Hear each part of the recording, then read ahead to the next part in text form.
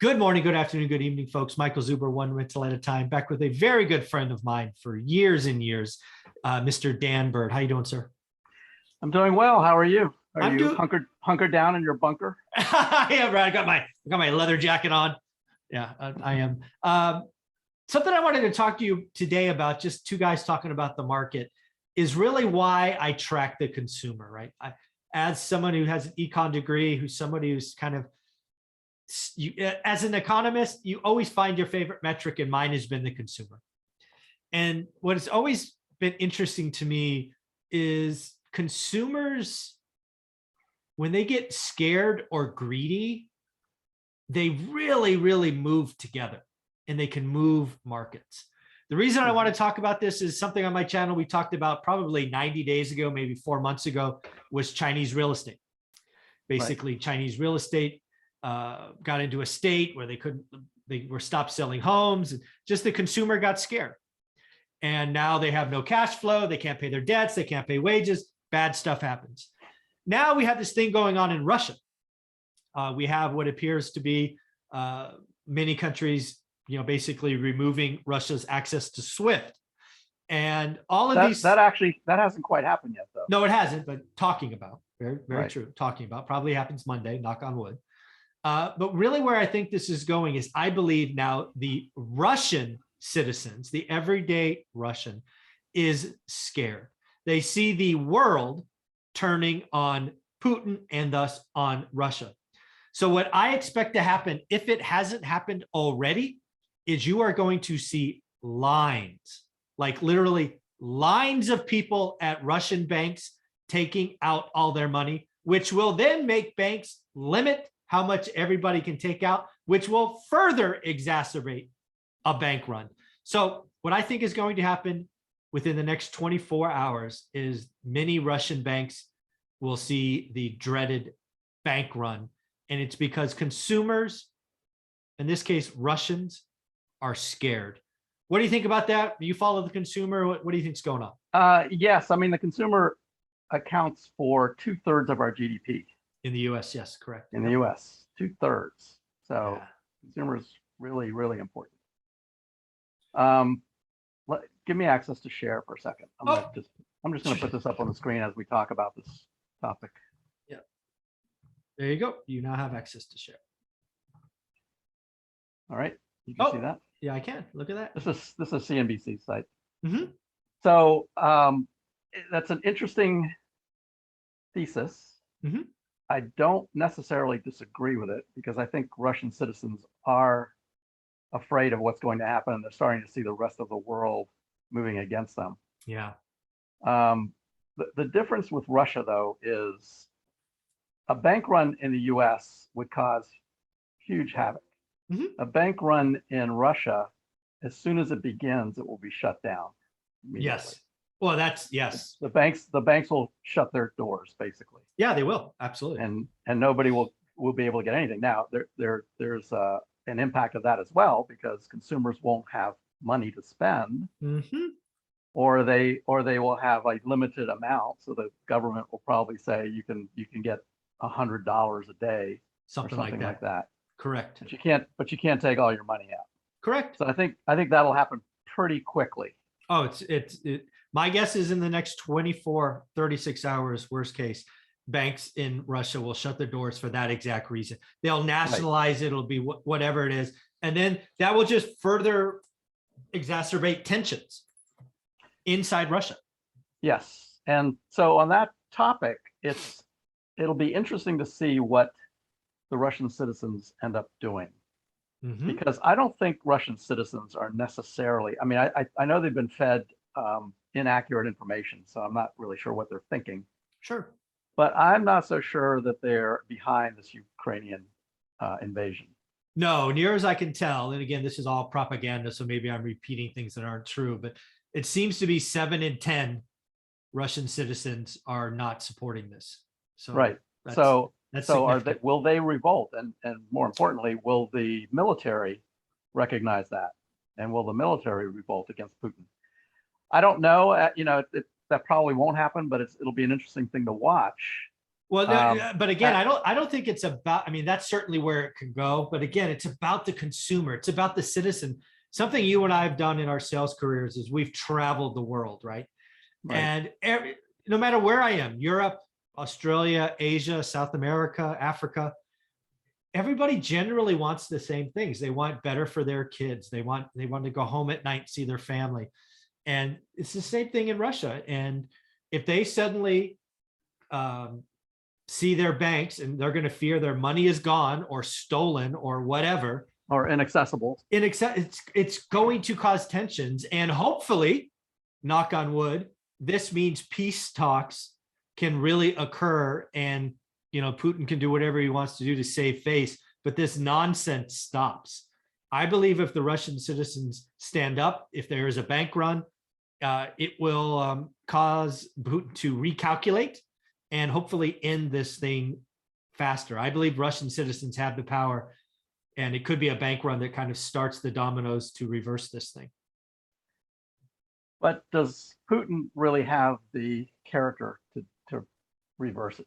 Oh, no, he's going to have to find some way to save face without question. Yeah. He's going to have to spin a story that we were all so powerful and blah, blah, blah. I don't care what he feeds his people, but just stop death and destruction. I don't care how it happens. Yeah, there's a few. Next week's going to be interesting. I mean, remember last week when we talked, I told you that they had to invade. I remember. Before the end of February. You were right. Yeah. This next week is going to be really critical for all the reasons that you're talking about. And in addition to that, not only financial ramifications, but everyone in the world is now keeping Russia from participating with the world. Exactly. They're shutting them out of sports events. Yeah, I saw that. They're shutting them out of cultural events. The Russian people are going to start feeling like, they are cast aside by the rest of the world, which they are being. So that all, I think, is going to play into it as well. But what's interesting is, if we take this back to the market, what's interesting is what happened on Thursday in the market last week. Yeah, what was that all about? We'll talk about that in the next session. We'll talk about it a little bit. But the market, typically when these kind of things happen, it happened in Afghanistan, it happened in Iraq, and usually the market has a big sell-off when the initial invasion occurs. Yeah. And then it snaps back pretty quickly. Yeah, we saw that in the same day, down 800 to up 600 or something. Right. Crazy.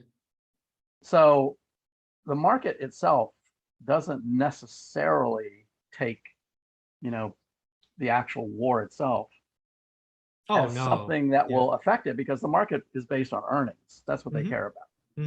And earnings right now aren't so bad. I mean, it could get bad if inflation gets out of hand. But we're still a ways away from that. Sure. So the market, I think the market's looking past it now. The market still has work to do, and we'll talk about that in a second as well. But the market still has work to do around this whole thing. But what Putin is going to do, I mean, I think he ran into a wall. I think he thought it was going to be easy to invade Ukraine, and he's finding that the Ukrainians are putting up a pretty good fight. Yeah. So they're actually destroying some of his tanks and some of his equipment. Yeah. And now the rest of the world is starting to send ammunition, starting to send supplies, and Ukrainians are going to be resupplied. The Ukrainian president, I mean, he's a incredible leader, frankly. Yeah, I mean, he's had some great quotes. He was offered by the United States to get him out of there, and he said, "No, I don't need a ride. I need ammunition." Yeah, they've had some great. I mean, the Ukrainians are putting up a fight, and there will be so many stories. There's the story of I think it was 13 or 14 soldiers on this little island, Bird Island or whatever it was called. Yeah. That basically said "F you." Right. When they were offered a chance the warship said, "Surrender now, or we're going to annihilate you." Yeah. And they said, "F you." Yeah. So yeah, things like that. I mean, I hope that Russia starts to understand that what they might have on their hands is another Afghanistan. Yeah. Which I don't think they want. No. And and they have the entire world, like you said earlier, kind of freezing them out. So again, folks, I think Monday, which in Russia starts in 8 hours, is going to be very interesting, because I believe the Russian citizens could be a significant domino that is already falling. And for me, it's going to be access to banks. And I think there will be Russia bank. I hope when I wake up tomorrow, we see headlines like Russia's banks closed, because that will be a sign that this could be going in a better direction. Well, there's another alternative to consider as well. Okay. And the wild card in all this is China. True. So what is China going to do? Is China, I'm sure China's watching. Oh, See no how question. the world's going to react to this. No question. They may invade Taiwan, and we end up on two fronts, basically. It could. They may talk to Russia and Russian citizens and Russian banks and say, don't worry about SWIFT, we'll bankroll you. It's true. Yeah, so that is absolutely something to watch. They've clearly picked their teams, and that's what Russia is counting on, is President Xi. I suspect China is far more calculating than that. When you look at the impact of potentially the world freezing out China, it would hurt China a lot more. China produces stuff that the world buys. And if we don't do that, Russia and China relationships are interesting, but their trade is less than California, less than the size of California. And I believe President Xi in China is far more, I think he's playing a lot more chess. I think Putin's a big bully. I think President Xi is far more calculated. He's going to look at this going, we want none of this. We don't want the world turning on us. That's at least my hope. And maybe I'm just putting it out there for goodness, but yeah, I don't think. By the way, I don't know how much of a student of history you are, but this is the way world wars start. Oh, of course. Yeah. That's how World War I started, with basically Serbia assassinating Ferdinand, I believe. And then two little Archduke Ferdinand. So I've always wondered why that was such a big deal. Who cares if Serbia assassinates a Hungarian Archduke? And then as I read more into it, it turns out the Habsburgs, who basically had a dynasty for hundreds of years, controlled all of Europe. Yep. The Habsburg dynasty in Austria basically married Maria Theresa, had something like 15 kids or 18 kids, many of them women, and she married them off to all of the kings of Europe. So she controlled all of Europe as the Habsburg dynasty. Marie Antoinette was a Habsburg, for instance. Archduke Ferdinand was a Habsburg. Ah, there we go. And it was at the end of the Habsburg dynasty. So because of the relationship with the Habsburgs in Austria, that's where they set up all of these, mutual protection treaties, so that when Archduke Ferdinand was assassinated, who was a Habsburg, they brought Austria in. Austria said, yeah, now we have to defend you. Which brought all of the other ones in at the same time. And brought Germany in, because Germany already had a treaty with Austria, so they didn't have any choice. They had to help them. And that's how it started. If you look at World War II, Hitler invaded Austria. Hitler was Austrian.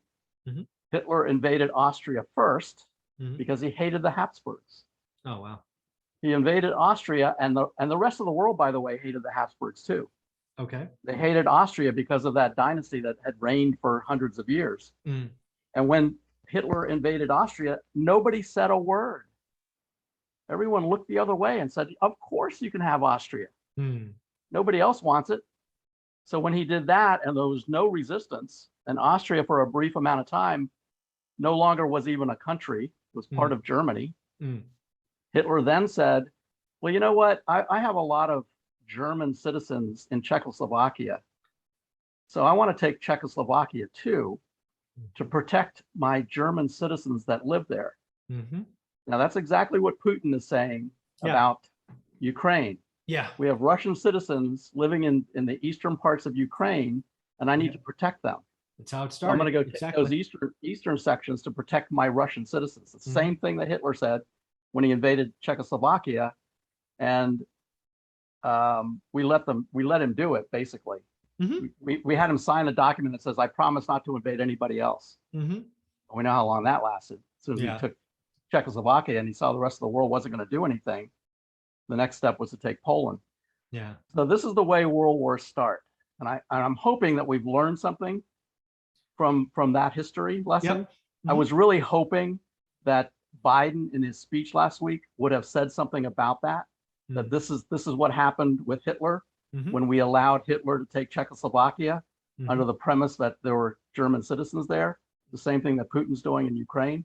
But he never said that, and I'm not sure he understands the history. So if we don't understand what's happened in the past, we're going to end up repeating it. Yeah. Yeah. Well, I suspect next week is going to be monumental. It is either going to be and again, I believe, in my opinion, the Russian citizens control a lot of it. They will either going to cause Putin and his administration to realize that they don't have the support, and they will reverse, clearly save face somehow, or it gets worse. And I certainly don't want to see that. But again, pay attention to the market. We're going to get into round 2 and talk about it. Any close before we get off of this topic? Sure. And this will be the last piece. Sure. To segue over to financial stuff. One thing that's happening is there are a lot of countries giving Ukraine cryptocurrency. I saw that. Yeah, I saw that. So I was just curious what Bitcoin looked like today, and it's actually not looking that great. Okay. I thought it would actually start heading higher, but it's sort of still trending lower. This is Bitcoin's chart. Yeah. So the current trading is what? Where is it on here? 39,100. Okay. 39,000. Yeah. Very cool. Well, this is cool. We will talk about episode 2, what is going on in the market. Thanks, buddy. All right. Take care.